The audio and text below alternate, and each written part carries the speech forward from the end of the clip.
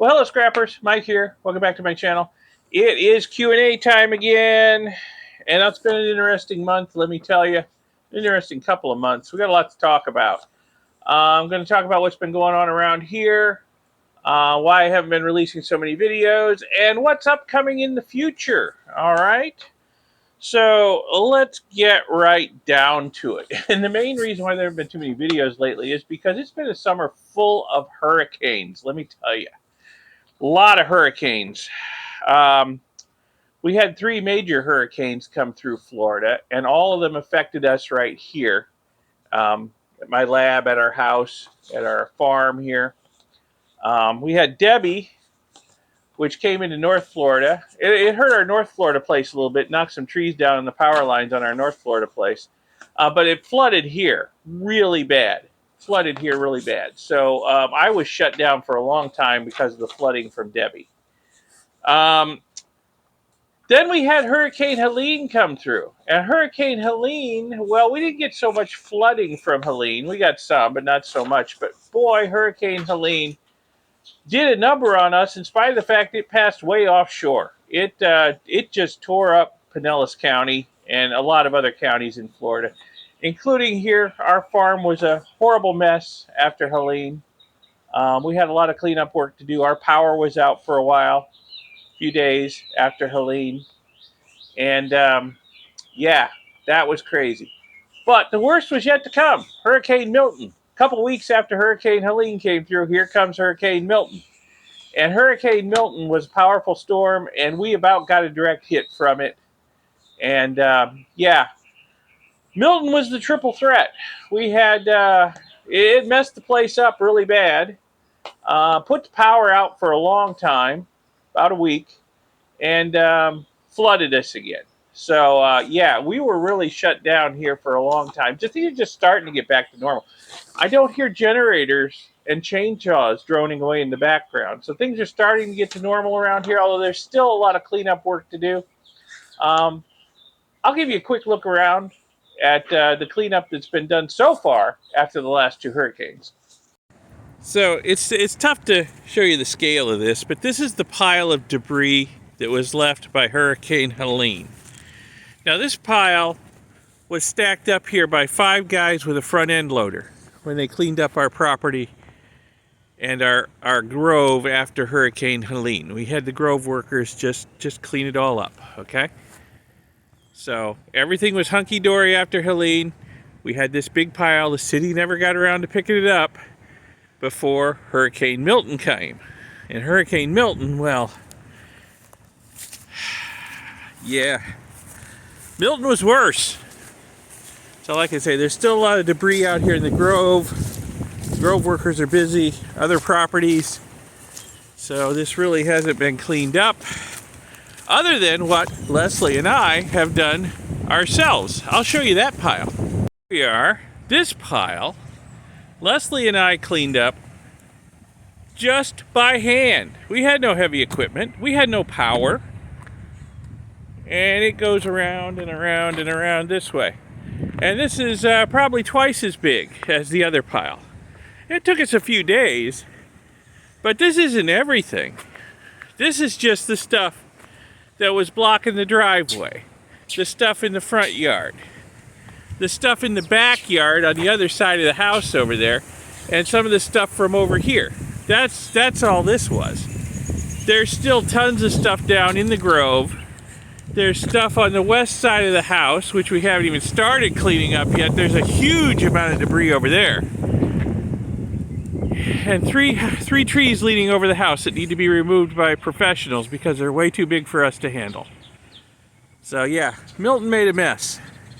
But we count ourselves lucky because we got away without injuries or serious damage to anything.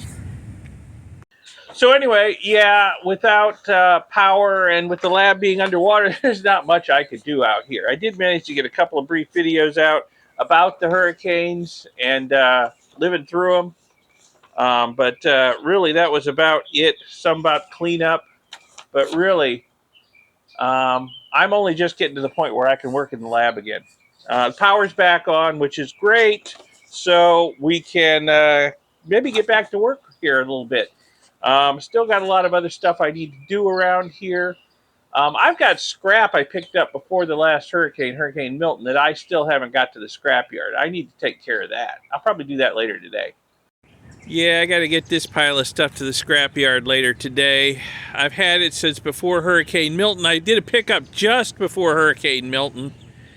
And then it was a mad scramble to secure the house and the property. Didn't get it to the scrapyard. Then the scrapyard was closed. They had no power. And I was busy cleaning up the mess from Hurricane Milton. So this has just been sitting here for about 2 weeks. I need to get it to the scrapyard and get my trailer back, get it empty. So I'll do that after I'm done filming this.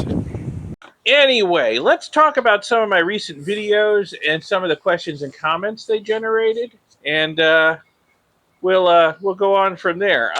The copper from waste. Let's see. Do I have it over here in my fume hood still? It's just been sitting here because I haven't had time to do anything with it. Yeah, here we go. Copper crystals from my waste product. This was a surprisingly popular video. One of my more popular videos I put out lately. It doesn't even, involve gold or silver. I'm surprised. So that's a very popular video. Thank you for everybody who watched it. All the great comments that came in. I will probably do a follow-up video processing the bulk of the material when I get a chance. That's probably going to take a little while before I can get around to that. But yeah, I've still got like 4 gallons of this waste liquid that I'm expecting to get quite a few pounds of copper out of based on this small-scale test and how well it went. And these are some really pretty copper crystals, too. Guy even emailed me saying he wanted to buy them from me, but haven't heard back from him yet after I answered. So probably will do a follow-up and process the rest of the material. I got to process it anyway to get the heavy metal salts out of it before I can dispose of the liquid. So sooner or later I'll process it. Some of the comments that came out on that video said, since the steel I used to cement these copper crystals out on was so eaten up, I'd left it in there too long. Well, I started this experiment before Hurricane Milton, okay? So there was a bit of a delay there. The lab was underwater. I was busy cleaning up the place. So, yeah, this sat for quite a while. So, yeah, the steel was in there a few days longer than it probably needed to be for sure, but I had other priorities. But I think in the end we did okay. Got some really good looking copper crystals, and I don't really care if the steel got all Swiss cheesed. Who cares? It's just scrap steel. It's only worth about 8 cents a pound. So, no big deal. There were comments that steel chips, powder, or shavings would work a lot better, and I have no doubt that they would. I'm not a machinist, though, so I don't have access to huge amounts of that stuff. I'd have to buy it somewhere, probably. And, well, it's not worth buying stuff to work on my waste product if I can just use free scrap steel I've got around the farm, even though it's not in the, more reactive powder or chip form. Anybody out there wants to donate some chips to the cause, though, hey, get in touch with me. I'll be happy to take them off your hands. Another comment, electrowinning would work better. Well, I had no power. Okay. I would like to try electrowinning. I may set aside some of the liquid that this stuff came from and try electrowinning and see how well it goes. I am really enamored with the feathery, pretty copper crystals I got out of this process. We'll see what they look like with electrowinning. So we may try that in the future and see how that goes. But yeah, I had no power when these comments came out, so it's like, well, electrowinning ain't going to happen anytime soon. Okay, next up. My small-scale test on processing Johnny's pins. Johnny in Finland, he has 40 kilos of pins like the small 200-gram sample he sent me. And I wanted to work out a way to process them. Well, of course, been traveling a lot this summer. Had lots of issues this summer. I needed a process that was pretty hands-off that I could just start up and let it go. So I used AP Solution. So I didn't have to be around, or I could be busy doing other stuff, and it could just keep working. So I used AP Solution. The process worked well on a pretty small scale of only 200 grams. But yeah, we got a decent recovery of gold out of that. So we got like 1.2 grams of gold out of his 200 grams of sample pins. So that was pretty good. Now I think the AP solution process could be scaled up a lot. I could get some. I could get a like a 55-gallon poly drum, and I could scale that up, and we could do a lot of pins that way. It's by far the cheapest, easiest, most hands-off method, I think. Um, Reverse electrolysis, that's a definite possibility too, although it'd be hard for me to scale that up to do huge amounts of pins. And it would take a lot more time and effort, which I might not have. So, but I would like to try reverse electrolysis in the future. Those of you out there who have done it, let me ask you some questions. Leave a comment. Let me know what you think. Salt water or sulfuric acid? What process would you recommend? Which do you think works better? Which is easiest? I know that salt water is probably going to be easier than dealing with concentrated sulfuric acid already, but you know, if it works a lot better, I'll probably go that route. So, because I might have to process a bunch of Johnny's pins in the future when I get the free time to actually work on it, we'll see. Johnny and I have talked a little bit about it, but we have not made any specific plans yet for him getting his pins to me and me processing them. It might happen, it might not. Got to find the time between work, the farm, travel, and no natural disasters for a while. No natural disasters for a while, okay? So, yeah, that's the tough thing. Okay, so what upcoming videos are there going to be? Well, again, I can't give you any kind of schedule for when these are going to come out or even the order, but I'll tell you what I want to do. I didn't learn my lesson dealing with palladium, working with Joven's plated scraps from Taiwan, obviously, because I have here a whole box full of platinum and palladium coated mesh from fuel cells that have been scrapped out. I've got a bunch of these, supposedly just loaded with platinum and palladium. I guess they're used as like a catalyst in the fuel cell to get the hydrogen and oxygen to combine non-explosively. Anyway, I got them cheap, and they supposedly have a lot of platinum and palladium in them. So in the future, I want to try processing these. We will see how that goes. It's good practice for dealing with PGMs. I obviously need to practice. I think I did pretty good with Joven scrap palladium, but I don't have a lot of experience dealing with platinum. I don't know what the ratio of platinum to palladium in these things is.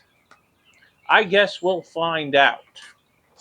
But the palladium is definitely easier to deal with than the platinum. I do know that. And for all of you who, every time I deal with PGMs, write in and say, you got to be careful. You got to be careful. Platinosis. It's scary.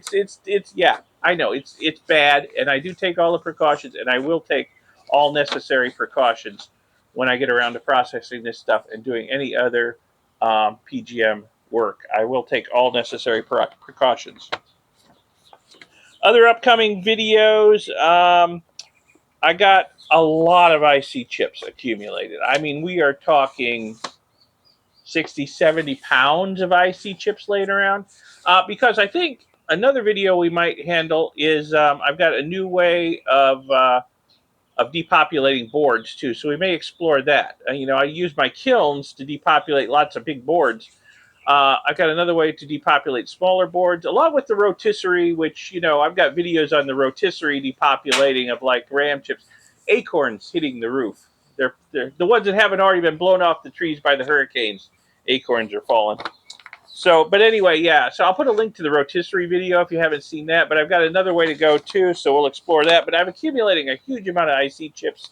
So we're going to do some bulk processing videos in the future for getting gold and silver out of the chips, both plastic and ceramic chips, okay? Because I just got so many of them.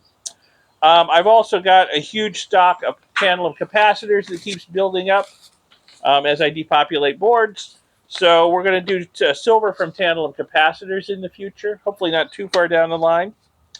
I still want to do a video on getting silver from fuses, but that keeps getting pushed back onto the back burner. Sooner or later, hopefully I'll get to it. People want to know if I'm going to do more of Jason's gold ore. It was a pretty interesting series I did when I bought gold ore from his. When I bought gold ore last time he was selling it, from his last season of running his gold mine. You know, I crushed the ore, panned it out, smelted the cons, and it got a nice little button of gold. It was fun. I don't think it was worth all the work I did, and to be perfectly honest, e-waste is a whole lot more lucrative, and I think a whole lot less work. Watch Jason's videos of him, you know, drilling, blasting, mucking. I'm like, that's a lot of effort for a little bit of gold. You know, I can process my, 60 pounds of IC chips and my tantalum capacitors and my gold-plated circuit boards and fingers and get a lot of gold for a lot less work. So I think at this point I'm going to concentrate on that. I also have a lot of ore that I've picked up myself out at gold mines out west that is just sort of stockpiled back over here off camera. I need to process that someday. The weather's getting cooler. I might run it through my ore crusher, set up a sluice, recirculating sluice, and process it rather than working with Jason's ore again. We'll see, though. You know, I need to get through this stockpile of my own stuff at some point before I start accumulating more. So, anyway, that's what's going around here. That's what's going to be going on in the future, with any luck at all, and with fewer natural disasters. So I appreciate all you folks who've stuck around with the channel through all these hard times and lack of videos. But hopefully we can get back to work here and start putting out some more videos. And I can start accumulating some more gold from all the e-waste I've got stocked. Have you seen the price of gold lately? I need to accumulate some more gold. Make me some bars. Start stockpiling that gold, because it's getting close to $3,000 an ounce. Wow. So, yeah, I need to start turning some of the scrap I've got stockpiled into gold. All right. Well, thanks for watching. Subscribe to see the future videos I've talked about. I'll see you in the next video. Thanks for watching this one. Bye.